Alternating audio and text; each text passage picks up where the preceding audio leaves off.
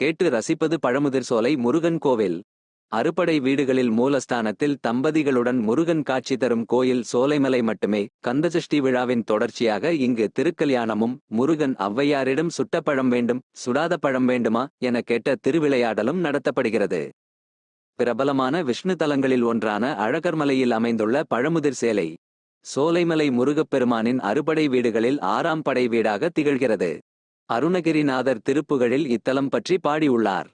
தனது புலமையால் புகழின் உச்சிக்குச் சென்ற ஔவையாருக்கு தான் என்ற அகங்காரம் ஏற்பட்டது. அந்த அகங்காரத்திலிருந்து ஔவையை விடுவிக்க எண்ணிய முருகன், ஔவையார் மதுரைக்கு காட்டு வழியாக நடந்து செல்ல வழியில் ஆடு மேய்க்கும் சிறுவனாக தோன்றினார். முருகப்பெருமான் அங்கிருந்த ஒரு நாவல் மரத்தின் கிளை ஒன்றில் ஏறி அமர்ந்து கொண்டார். ஔவையார் நடந்து வந்த களைப்பால் அந்த மரத்தின் அடியில் வந்து அமர்ந்தார். நீண்ட தொலைவு பயணம் செய்திருந்ததால் அவருக்கு களைப்பையும் தந்திருந்தது, வயிறு பசிக்கவும் செய்தது.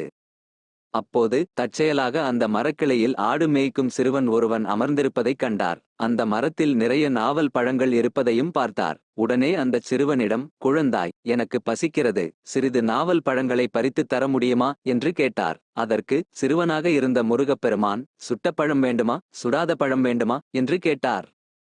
சிறுவனின் கேள்வி ஔவைக்கு புரியவில்லை. பழத்தில் கூட சுட்ட பழம், சுடாத பழம் என்று இருக்கிறதா என்று எண்ணிக்கொண்டவர், விளையாட்டாக சுடாத பழத்தையே கொடுப்பா என்று கேட்டுக்கொண்டார். சுடாத பழம் வேண்டுமா, சரி உலுக்கி விடுகிறேன், சுடாத பழமா பார்த்து எடுத்துக்கோ என்று கூறி நாவல் மரத்தின் கிளை ஒன்றை சிறுவனாகிய முருகப்பெருமான் உலுப்ப நாவல் பழங்கள் அதிலிருந்து கீழே உதிர்ந்து விழுந்தன. அந்த பழங்களை பொறுக்கிய ஔவை அந்த பழத்தில் மணல் ஒட்டி இருந்ததால் அவற்றை நீக்கும் பொருட்டு வாயால் ஊதினார். இதை பார்த்து கொண்டிருந்த சிறுவனாகிய முருகப்பெருமான், என்ன பாட்டி, பழம் சுடுகிறதா என்று கேட்டார். சிறுவனின் அந்த ஒரு கேள்வியிலேயே ஔவையின் அகங்காரம் பறந்து போனது. தன்னையே சிந்திக்க வைத்த அந்தச் சிறுவன் நிச்சயம் மானுடனாக இருக்க முடியாது என்று கணித்த ஔவை, குழந்தாய், நீ யாரப்பா என்று கேட்டார். தனது சுய உருவத்தை காண்பித்து ஔவைக்கு அருளினார். இந்த திருவிளையாடல் நடந்த நாவல் மரத்தின் கிளை மரம் இன்றும் சோலைமலை உச்சியில் காணப்படுகிறது. சோலைமலை முருகன் கோவிலுக்கு சற்று முன்னதாக இந்த மரத்தை இன்றும் நாம் பார்க்கலாம். உயிர்களின் மீது உலகப்பற்று என்னும் மணல் ஒட்டி கொண்டிருக்கிறது. அதை போக்க வெறும் கல்வியறிவு மட்டும் போதாது, இறைவனை அறியும் மெய்யறிவும் தேவை. நான் என்ற பற்று அகன்றால் இறைவனை உணரலாம் என்ற தத்துவத்தை உணர்த்துவதற்காக முருகன் நிகழ்த்திய திருவிளையாடல்தான் இது. அறுபடை வீடுகளில் மூலஸ்தானத்தில் தம்பதிகளுடன் முருகன் காட்சி தரும் கோயில் சோலைமலை மட்டுமே. கந்தசஷ்டி விழாவின் தொடர்ச்சியாக இங்கு திருக்கல்யாணமும் நடக்கிறது. முருகன் ஔவையாரிடம் சுட்ட பழம் வேண்டும், சுடாத பழம் வேண்டுமா என கேட்ட திருவிளையாடலும் நடத்தப்படுகிறது.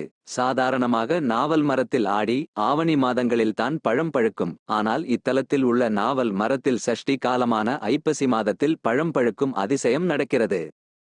1000 முதல் 2000 ஆண்டுகள் பழமையான இக்கோவிலில் ஆரம்ப காலத்தில் வேல் மட்டுமே இருந்தது. பிற்காலத்தில் வள்ளி தெய்வானையுடன் ஞான தியான ஆதி வேலுடன் ஒரே பீடத்தில் முருகன் நின்ற கோலத்தில் அருள்பாலிக்கும் சிலை அமைக்கப்பட்டது. முருகனுக்கு வலப்புறம் வித்தக விநாயகர் சன்னதி உள்ளது. பழமுதிர் சோலை முருகன் கோவிலிலிருந்து மலை மீது சிறிது தூரம் சென்றால் நூபுர கங்கை தீர்த்தம் உள்ளது. இந்த தீர்த்தத்தில் நீராடி காவல் தெய்வமான ராக்காயி அம்மனை தரிக்கலாம். மலை அடிவாரத்தில் கள்ளழகர் திருக்கோயில் அமைந்துள்ளது. தமிழ் வருட பிறப்பு வைகாசி விசாகம், ஆடி கிருத்திகை, ஆவணி பூரத்தில் வருஷாபிஷேகம், கந்தசஷ்டி, கார்த்திகை சோமவாரம், திருக்கார்த்திகை, பங்குனி உத்திரம் போன்ற நாட்களில் விழாக்கள் கொண்டாடப்படுகிறது. திருமணத்தடை உள்ளவர்களும் புத்திர பாக்கியம் வேண்டுபவர்களும் கல்வியில் சிறந்து விளங்கவும் இங்கு வழிபாடு செய்கின்றனர். பிரார்த்தனை நிறைவேறியதும் முருகனுக்கு பாலபிஷேகம் செய்து வஸ்திரம் சாத்தி வழிபாடு செய்கின்றனர். கோவில் திறந்திருக்கும் நேரம் காலை 6 மணி முதல் மாலை 6 மணி வரை கோவில் திறந்திருக்கும். மதுரையிலிருந்து 15 கிலோமீட்டர் தூரத்தில் அமைந்துள்ள இக்கோவிலுக்கு செல்வதற்கு மதுரையிலிருந்து தொடர்ந்து பஸ் வசதி உள்ளது. மலை அடிவாரத்தில் உள்ள அழகர் கோவில் வரை பஸ் செல்லும். அங்கிருந்து பழமுதிர் சேலை செல்வதற்கு தேவஸ்தானம் தானம் சார்பில் பஸ் வசதி செய்யப்பட்டுள்ளது. வேன் ஆட்டோ வசதியும் உள்ளது. முகவரி: அருள்மிகு சுப்பிரமணிய சுவாமி திருக்கோவில், சோலைமலை, பழமுதிர் சோலை, அழகர் கோவில், 6,25,301, மதுரை மாவட்டம்.